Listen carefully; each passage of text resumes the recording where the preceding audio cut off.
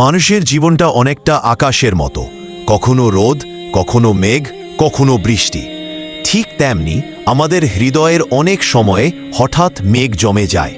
দুঃখ, কষ্ট, দুশ্চিন্তা হৃদয়ের আকাশ ঢেকে ফেলে।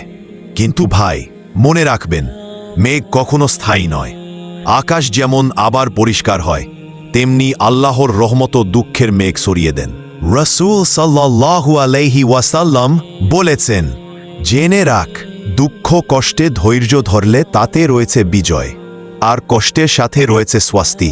তিরমিজি। তাহলে কেনা মেঘ জমে হৃদয় আকাশে?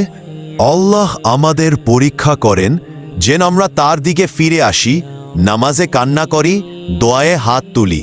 আরে শিক্ষা, জীবনে যতই মেঘ জমুক, হতাশ হওয়া নয়। নামাজ, দোয়া আর সবরই হল সেই সূর্য যা হৃদয়ের আকাশকে আবার আলোকিত করে। ভিডিওটা ভালো লাগলে অবশ্যই লাইক, কমেন্ট, শেয়ার করবেন আর চ্যানেলটি সাবস্ক্রাইব করবেন। ধন্যবাদ।